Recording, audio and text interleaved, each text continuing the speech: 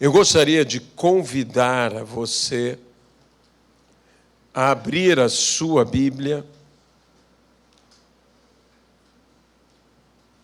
por favor, no livro de Êxodo.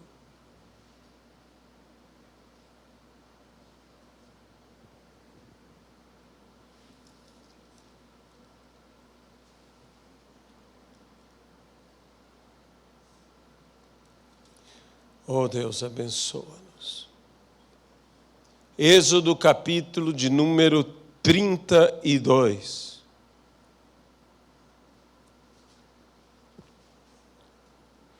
Amado e querido Deus, ajuda-nos pelas misericórdias de Cristo a entregar a Tua palavra segundo o Espírito de revelação, que é o Espírito do Senhor.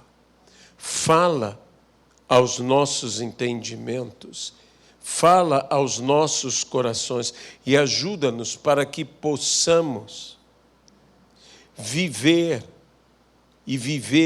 Senhor, segundo a Tua vontade. Abençoa-nos, no nome de Jesus Cristo. Amém e amém. O capítulo de número 32 e o capítulo de número 33 do livro de Êxodo nos fala de uma realidade na qual o Senhor, nosso Deus, o Deus de Abraão, o Deus de Isaac, o Deus de Israel, ele dialoga com Moisés, fala ao povo de Israel e diz palavras sobre a presença dele e a consequência da presença dele em meio ao seu povo.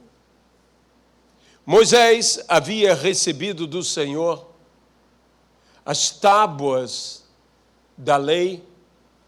Deus havia dado ao seu povo a sua lei.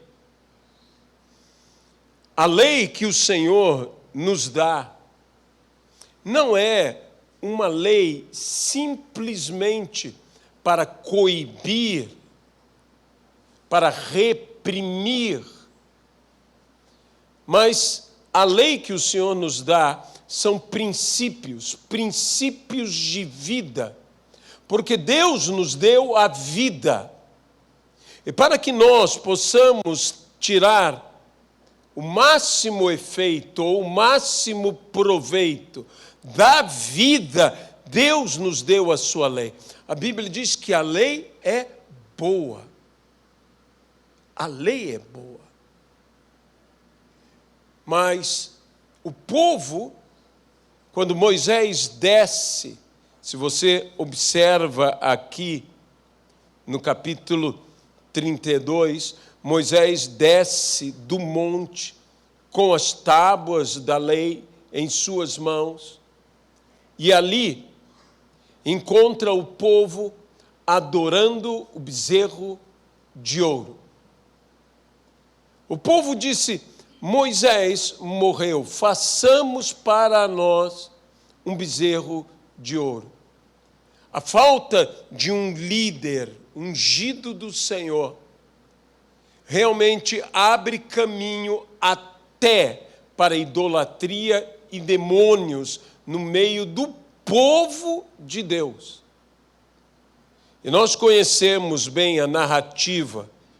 E no versículo 9 do capítulo de número 32, disse mais o Senhor a Moisés: tenho visto que este povo, e eis que é povo de dura serviço.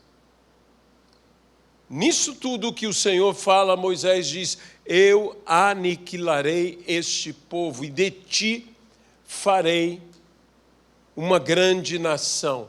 Moisés intercede pelo povo. E Deus poupa o povo, Muita gente toma esse texto como que se Moisés mudasse a vontade de Deus. Você tem que entender, em primeiro lugar, que muitas vezes a linguagem que está na Bíblia é uma linguagem antropomórfica, ou seja, de uma forma que nós próprios possamos entender. Deus não muda de opinião. A Bíblia diz: busquei eu um homem para que se colocasse na brecha diante de mim e este povo, entre mim e esse povo, para que eu não viesse e não ferisse esse povo. Então, este é o Espírito. Este é o Espírito de que Moisés ali fez segundo a vontade de Deus. E nós conhecemos toda a narrativa, mas no capítulo 33, Deus, então, diante de tudo o que havia acontecido, fala algo a Moisés e ao povo de Israel que produziu choro, tristeza ao povo de Israel.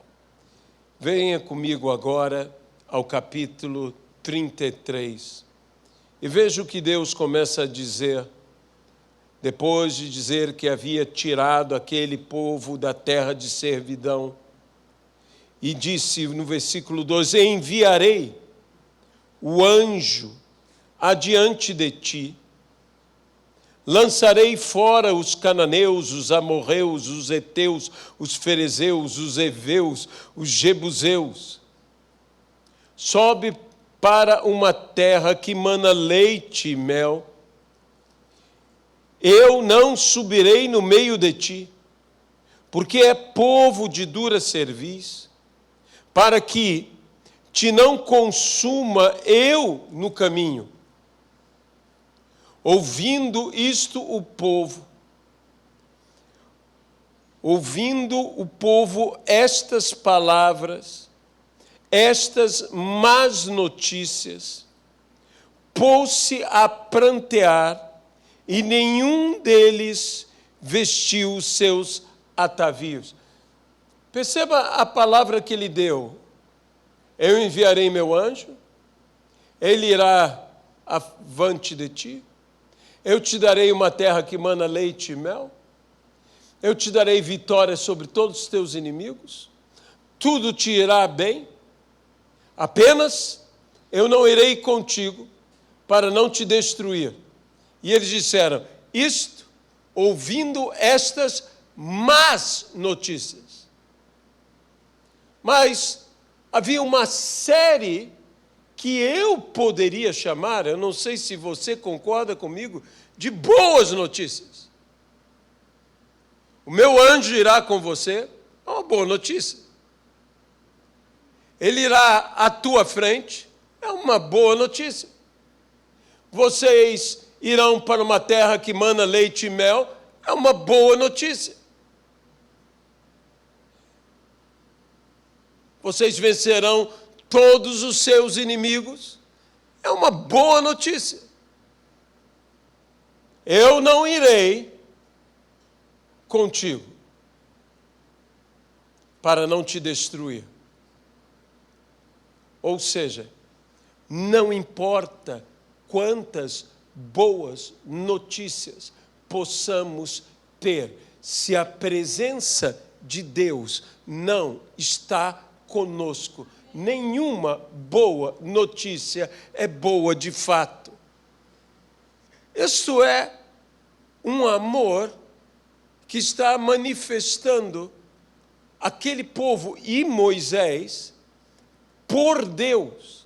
Não apenas Deus escolheu aquele povo, mas numa época de idolatria, numa época de ignorância, numa época de afastamento do Senhor, aquele povo escolheu a Deus. Aquele povo que anteriormente havia feito um bezerro de ouro. Aquele povo que anteriormente havia caído na idolatria. Aquele povo que era de dura cerviz. E por que eles eram de dura cerviz? Essa expressão dura cerviz praticamente significa de um pescoço duro. Um povo que não conseguia ter uma visão. A ideia é quase, não é isso, mas quase um torcicolo. A pessoa com um torcicolo, ela não consegue mexer-se, ela não consegue ver.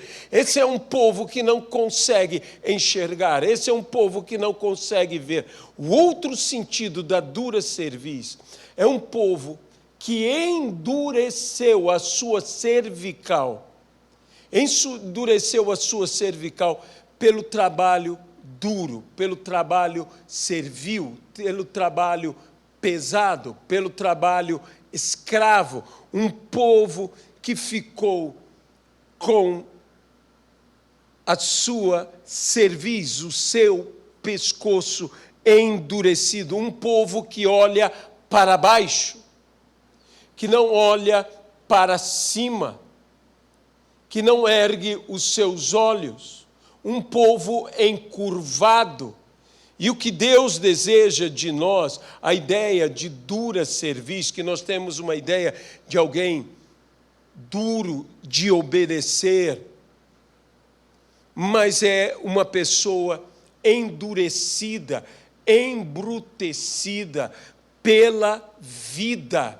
Essa não é uma palavra simplesmente que Deus esteja assim falando com o povo com uma palavra bruta. Essa é uma palavra difícil de traduzirmos para a nossa língua, que Deus está dizendo: eu entendo que vocês foram traumatizados, que vocês foram feridos. Deus compreende. Eu sei que nossa maneira de interpretar isso é um pouco mais bruta, é um pouco mais dura, mas eu quero dizer o seguinte, que o Deus que nós dizemos que é Deus de amor tanto no Novo Testamento como é Deus de amor no Velho Testamento. Ele não é um Deus de ódio.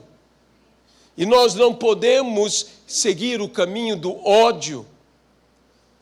Ele está dizendo: eu sei que vocês são traumatizados, que vocês são difíceis de obedecer, porque vocês são pessoas que foram levadas através da dureza dos seus algozes, dos seus carrascos, através do chicote é que vocês obedecem. Então eu não irei no vosso meio, e não irei por quê? Porque eu vos amo. E eu não quero vos destruir. Às vezes, meus irmãos, a não presença de Deus também está dizendo que Ele nos ama. Isso era uma declaração de amor. É estranho falarmos assim. Mas nós estamos dizendo sobre a presença do Senhor. E o que tanto Moisés e o povo disseram: se o Senhor não for conosco, nós de modo nenhum nos moveremos daqui. Isso para mim fala tão alto, porque eles estavam dizendo: se o Senhor não for conosco, não nos interessa ter uma terra que mana leite e mel. Não nos interessa ter vitória sobre todos os nossos inimigos e sobre todas as nossas adversidades. Não nos interessa sermos livres, libertos. Não nos interessa termos prosperidade ou riqueza. Se o Senhor não for conosco, nada nos vale. Nós preferimos não ter nenhuma dessas coisas, mas ter a tua presença conosco. E um grito ainda mais forte, que dizia o seguinte: eu prefiro ter o teu juízo com a tua presença do que não ter a tua presença. Vamos ser sinceros. Você diria isso? Eu diria isso? Eu prefiro o teu castigo, mas com a tua presença? Deixa-me colocar isso de uma outra maneira. Eu prefiro ser disciplinado pelo Senhor, ser exortado pelo Senhor, ser repreendido pelo Senhor, mas ter a tua presença. Sim, eu prefiro isso, porque o Pai repreende e disciplina aqueles que ama. A pior coisa que Deus pode fazer à nossa vida é nos entregar à nossa própria vontade. A Bíblia diz, e apoiando-se a isso, que o Pai que ama repreende e disciplina o seu filho. A Bíblia diz que a criança entregue à sua própria vontade será vergonha. A criança entregue ao seu próprio desejo, à sua própria vontade. Isso não terminará bem. Assim como nós também, nós precisamos de um pai amoroso. De um pai amoroso. Muitas pessoas falam, e eu entendo o que elas querem dizer. Você precisa de um pai amigo. Claro, nós não precisamos de um pai inimigo. Mas o que muitas vezes o meu filho, os nossos filhos, eles precisam, não é de um amigão, é de um pai, é de uma mãe, que possa falar com ele, conduzir, repreender e disciplinar. Eu sempre gosto da ordem bíblica, não é disciplinar e repreender, é repreender e disciplinar. Porque quem atende à repreensão não necessita de uma disciplina. Mas quem não atende à repreensão carece de uma disciplina. Sabe, meu pai era um homem muito sábio. E meu pai tinha uma maneira de, digamos, até mesmo quando iria nos corrigir, e corrigia com uma boa de uma palmada, meu pai sentava ao nosso lado. E antes de qualquer coisa, meu pai começava a conversa, sempre era igual. Meu pai dizia: você errou nisto, nisto e naquilo.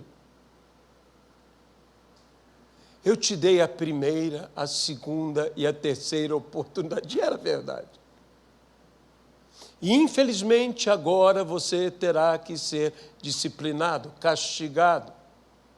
Às vezes podia ser um castigo, não teria isso, não teria nada, mas dependendo da situação, a correção era um pouco mais forte.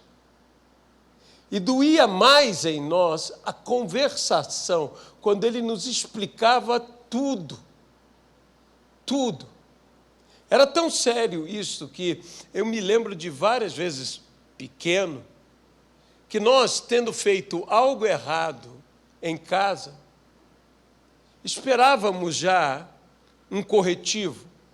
E quando o corretivo não vinha, obviamente porque ninguém sabia de nada, a gente acabava confessando tudo, confessando. E o meu pai, em toda a sua gentileza e sua sabedoria, meu pai dizia assim: bem, agora nós temos um problema, porque você confessou, e pecado confessado é pecado perdoado.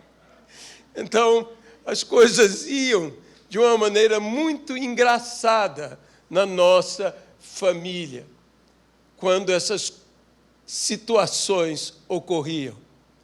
Deus ouve este povo dizendo que eles, o que mais preferiam era a presença de Deus. Nós falamos, e assim o anjo disse a Maria, mãe do Senhor, disse, e o seu nome será Emanuel. Emanuel. Sabe, eu estive há muitos anos, pela graça de Deus, em Nazaré. Nazaré hoje é uma cidade árabe. Ela está nas montanhas. Ela é um lugar bem fresco e no inverno, mais que fresco, é frio. E nós estivemos ali na Igreja Católica da Anunciação.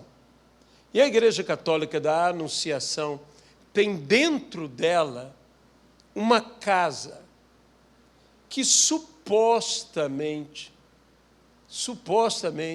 seria a residência de Maria, onde ela teria recebido a visitação e o anúncio de que ela seria mãe do Salvador.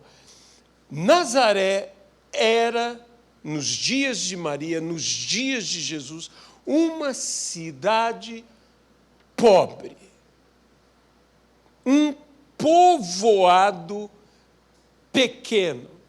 Ele é tão pequeno, era tão pequeno, que, embora citada nos documentos romanos e nas Sagradas Escrituras, não existe nos mapas da época Nazaré. Por isso você vê aquela palavra de Nazaré pode vir algo de bom, porque Nazaré era um lugar desprezado e desprezível. Ali, naquele lugar, o anjo visitou. Deus não está procurando grandeza humana, grandeza de riqueza, grandeza de tamanho, grandeza de poder. Deus busca corações. Corações, como disse, achei eu a Davi, homem segundo o meu coração. Onde Deus encontra as pessoas segundo o seu coração. Lembre-se que a Bíblia diz, e lhes darei pastores segundo o meu coração. Onde Deus encontra pastores segundo o coração de Deus? No mesmo lugar onde encontrou Davi, e a Bíblia diz, tirei-te de trás das ovelhas. Essa gente está normalmente atrás. Sabe, vá nos últimos lugares. Vá lá atrás que você encontrará gente humilde, mansa, de coração. Jesus diz, aprendei de mim, que sou manso e humilde de coração. Isso não quer dizer que você não possa possuir uma grandiosidade, mas a grandiosidade que você tenha, por maior que seja, toda ela pode ser derrubada por um pouco de vaidade. Basta um pouco de fermento, diz a palavra, para que se levede toda a massa. Toda a massa. Vamos ter corações conforme o coração de Deus. Por isso, mesmo o salmista Davi disse, tira de mim, ó Deus, o coração duro, o coração de pedra. Põe em mim um coração de carne. Cria em mim um coração puro. Renova dentro em mim um espírito inabalável. Nós precisamos conhecer a Bíblia conhecereis e iremos persistir em conhecer. Conhecemos e conheceremos ainda mais ao Senhor. Nós, para que conheçamos ao Senhor, precisamos de comunhão com Ele. Comunhão com o Senhor. Eu disse e falei da importância que devemos dar a uma pergunta, como a que recém citei no livro de Jonas. Uma profecia que termina com uma pergunta, que diz: acaso eu não irei me compadecer de toda esta cidade? É a grande pergunta. E Jesus também fez uma grande pergunta aos seus discípulos. Fez essa pergunta: que dizem os homens que eu sou? Havia várias respostas. E até hoje há várias respostas que os homens dão.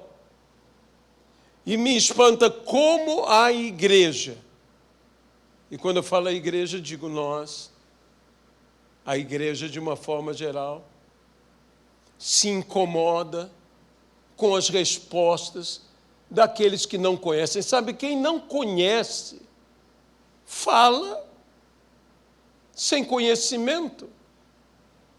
Isso é talvez o óbvio dos óbvios. Mas nós, às vezes, nos indignamos pelas respostas. E Jesus ouviu as respostas que os discípulos falaram, que os outros diziam a respeito dele. Talvez João Batista, ou um dos profetas, ou Jeremias. Começaram eles a falar, Elias, e assim por diante. Todas as respostas equivocadas. Que diz o mundo que é Jesus? Um revolucionário? Um líder religioso? Um rabino? Um falso profeta? Ouvimos tantas palavras a respeito de Jesus e damos tanta importância a essas palavras de pessoas que não o conhecem.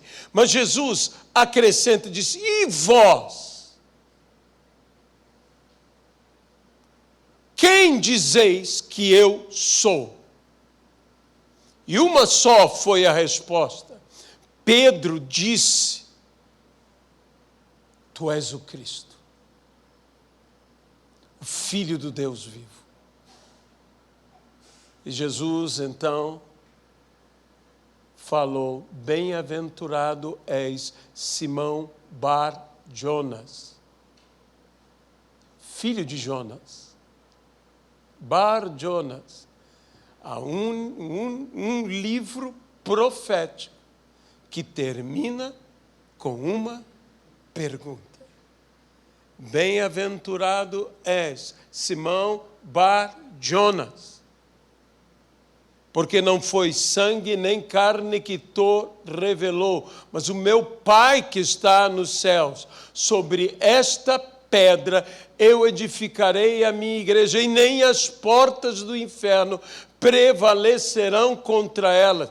Meus irmãos, não é o que o mundo diz a respeito de Cristo que faz a diferença, é o que nós dizemos a respeito de Cristo que faz a diferença. Nem as portas do inferno prevalecerão sobre a igreja de Cristo se tivermos revelação da parte do Pai, se soubermos quem é de fato Jesus Cristo. Se o conhecermos, se continuarmos em o conhecer. A palavra conhecer na língua hebraica significa penetrar, ir ao profundo. se nós alcançarmos o profundo e ainda formos mais profundos, conhecimento biblicamente não é algo superficial. É algo profundo. Deus nos chama não a uma experiência superficial. Deus nos chama a uma experiência profunda. Será que eu e você temos sentido a falta do Senhor nosso Deus? Davi, em um momento em sua vida, num salmo extraordinário que é conhecido como o Salmo de Arrependimento de Davi, o Salmo de número 51. Davi, que antes havia dito: examine-me, Deus, vê se há em mim algum mau caminho. Eu tenho andado na minha justiça. Eu confio no Senhor sem vacilar. Ele disse isso antes de Betsabá. Porque depois de Betsabá, depois de sua queda, depois de que Davi experimentou a sua queda, Davi disse a Deus: compadece-te de mim, Deus. Ele diz: não há em mim nenhum caminho bom. Que mudança radical. Radical de Davi. Mas Davi tinha conhecido o que era um homem que fora um homem de Deus e que se desviara, afastando o Senhor dele. Sabe, na realidade não é Deus que se afasta de nós. Nós, infelizmente, nos afastamos de Deus por nossa própria vontade, por nossa própria decisão. Eu me lembro de uma situação de um primo meu que estava com sua esposa, já há anos casados, como agora eu e Luiziana já temos os nossos 40, fazemos agora em dezembro, 40 anos de casado. Parabéns para ela, né? Parabéns para ela, que conseguiu esse feito notável. 40 anos de casado. E meu primo e sua esposa estavam juntos, andando de carro, e ela começou a se recordar do tempo de namorados. E disse: quando nós éramos namorados, nós andávamos também de carro, e nós andávamos tão juntinhos um do outro. E agora nós estamos, eu aqui no meu assento, você no seu assento, reclamando com ele, obviamente. E meu primo teve uma excelente tirada. Ele disse: mas eu continuo no mesmo lugar. Ele estava dirigindo. Eu continuo no mesmo lugar. Meus irmãos, eu sei que isso é um exemplo muito simples, mas Deus continua no mesmo lugar. Por isso a Bíblia diz: achegai-vos a Deus, e Ele se chegará a vós outros. Achegai-vos a Deus, e Ele se chegará a vós outros. Buscai ao Senhor, enquanto se pode achar. Buscar-me-eis e me achareis, quando me buscardes de todo o vosso coração. Isso com jejum, com pranto e com choro. Busque ao Senhor. A Bíblia diz que eu busco ao Senhor como a corça sedenta suspira pelas águas. Eu busco as águas para viver. É como uma busca desesperada pelas águas. Assim deve ser a busca de quem ama, de quem quer a presença de outro, e inclusive a presença de Deus. Davi sabia o que era a presença de Deus não estar mais no ungido do Senhor. Ele viu isto em Saul. E para mim, a memória do que aconteceu com Saul perturbou a Davi.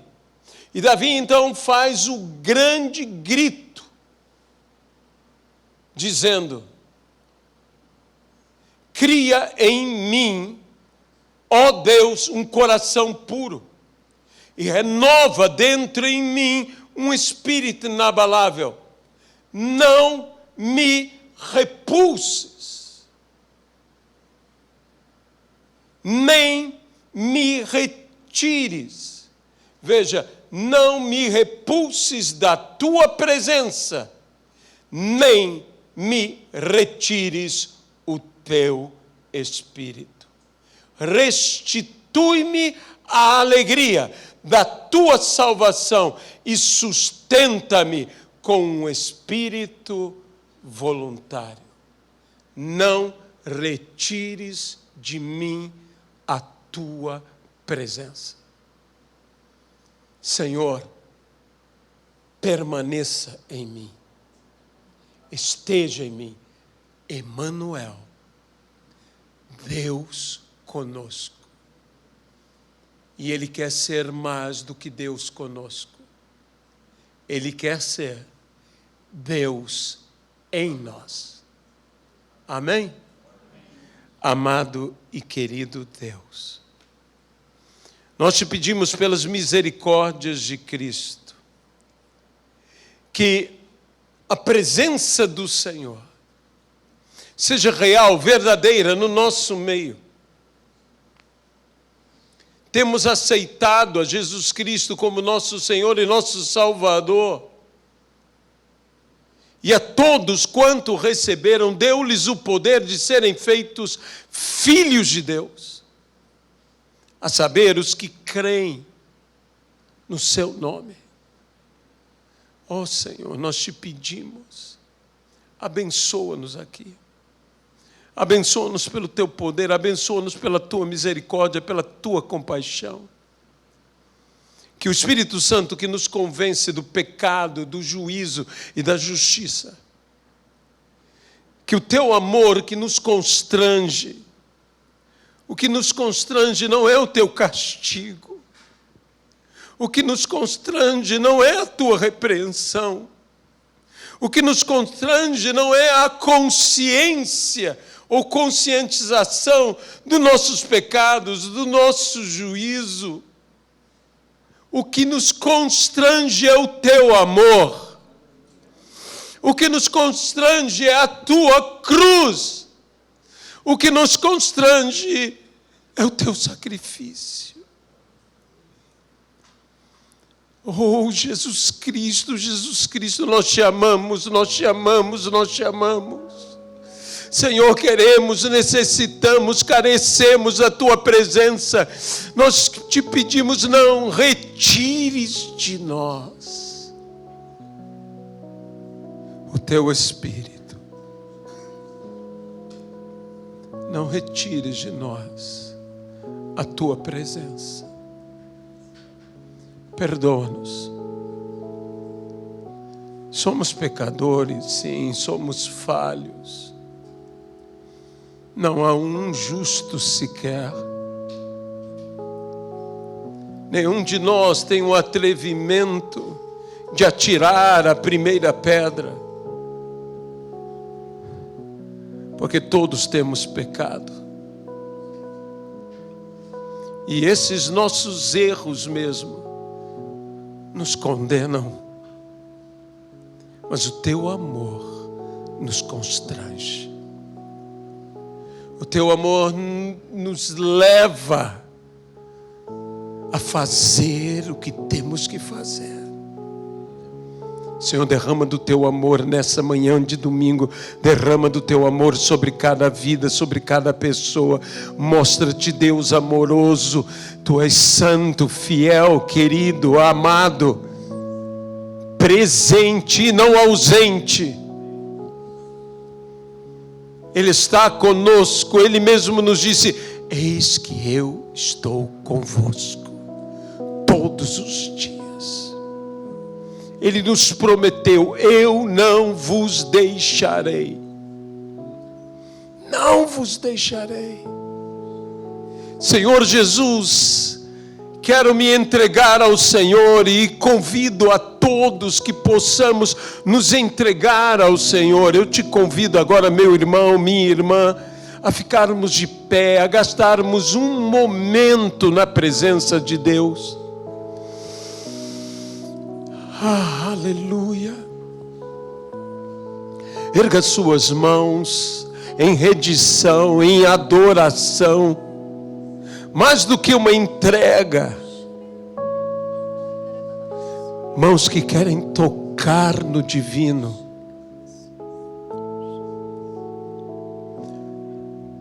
Pessoas que querem dizer como João disse: o que meus olhos viram, o que meus ouvidos ouviram, o que minhas mãos tocaram.